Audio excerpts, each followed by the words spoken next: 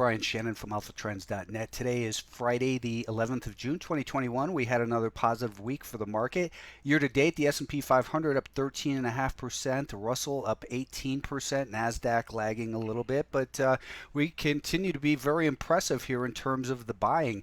This week, again, we were just kind of grinding higher right at the high end of that range for the new all-time highs, and the last 2 days we were able to push up through there. Now, we came right down to the volume weighted average price from the anchor that we created last week. We touched that twice, in fact, 3 times this week. So again, the buyers remain in control. We're above a rising 5-day moving average.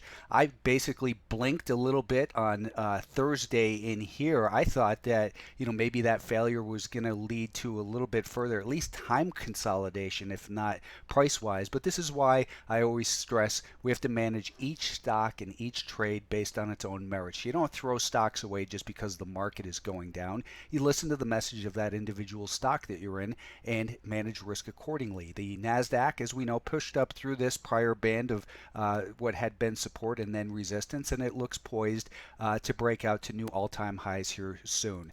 I would say a word of caution: if you're looking to buy such a breakout, you have to ask yourself, where has it come from? It just came from 316 up to this 340, to 343 to break out. Doesn't seem like the best place to be a buyer. Seems like you're kind of late. We've been in this market range with a rising 5-day moving average, so you should already be long and raising stops, not looking to buy. The Russell 2000 came to the top end of the range, pulled back a little bit, and here we're seeing that again the buyers are back in there today. We've got a rising 5-day moving average. It remains innocent until proven guilty. We've been talking about this range in that we saw the October to basically February rally, and since then we've done a whole bunch of sideways action. Markets correct either price-wise or time-wise. This seems to be a time correction. I would prefer to see just a little bit more consolidation in this general area and then be able to push and break out here, and perhaps the Russell 2000 can take the baton and start to be a leader in this market once again. Semiconductors are still in this bigger range as well, but quite constructive, above a rising 20 and 50-day moving average. Looking at the 15-minute time frame here, next week, if we push beyond this little band of resistance, it seems likely that we'll be up right at the top end of that range, and that it kind of fits with the narrative that the NASDAQ would also be able to push to another all-time high. Now, the biotechs, I'd been saying for a while that they would just kind of seemed like a waste of time in here. Then, of course, we saw a big news in Biogen, and Biogen, that news was big enough to move the whole index pretty strongly here, and now we're looking at this market as it's back above this. If we can hold above about 158 in the next week or so, I had sketched this in Thursday night for subscribers. This is kind of what I'm looking to, hoping can happen, is that we pull back, settle down a little bit. Here's the volume weighted average price off of this low from where that rally began. So maybe next week, if we can pull back, this volume weighted average price comes up, and then it could be in a better position for a buy. Right now, I just don't think it makes sense to chase a market that's made a move like this. You had to either be involved in it or get involved really quickly to take advantage this week, and it wasn't something that was on my radar, so I missed it. But the good news is, when you miss a strong move like this, you keep it on your watch and look to see if it does provide another low risk opportunity. Looking to, for instance, a 15-minute time frame. Let's just clean that up. And here's what I would kind of be looking for. Let's see if the market can do something like this. Maybe on Monday it starts to do, little lower highs and lower lows. Tuesday we kind of see the same thing. And this is not a prediction, but this is the way the markets often work.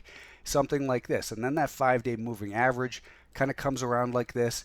And then I would be looking to be a buyer, let's say above this level, with a stop under here. I don't want to chase it up in this area. Where does my stop go? I mean, I suppose you could put one under here, but I'm looking for the swing move. So we need to allow the market to correct, reset up, and then present us hopefully with an opportunity for further upside.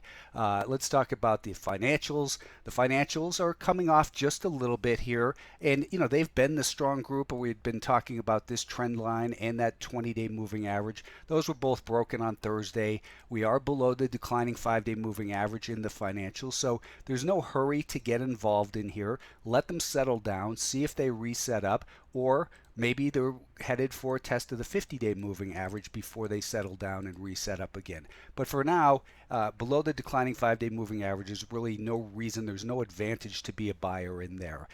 Energy names kind of flat to, just kind of flat, grinding slightly higher this week.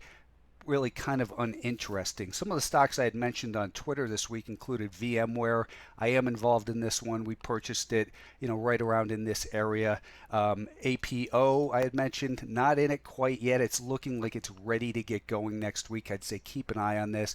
Maybe above this little peak right here would be the place to get involved. For me, an absolute worst case stop would go under here. My stop would be absolute, most likely under this area. I don't like to give them room down there, but always make the trade your own, whatever you think is appropriate for your risk. Maybe some of you are looking at this saying, hey, that could be a great breakout. I'll put my stop under here. And here's a weekly time frame. It's up at all-time highs. It's been consolidating through time, very tight range. We're seeing higher lows, more repeated tests of resistance. That sets the stage for a possible breakout into next week. CSPR, what do I always say about risk management? Here's one that I had gotten involved at $10 per share. As it rallied that first day, I took a third off with a small gain, 20 cents per share, and then I got out of a third right here at $11.90, and the final third at $11.14 for a gain of $1.14. On average, it was an 84-cent trade, 8.4% in just a couple days.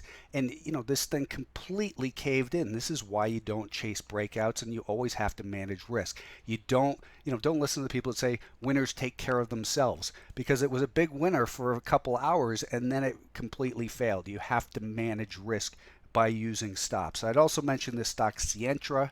It really hasn't done quite much really. The daily chart really looks nice. It trades an average of just 562,000 shares.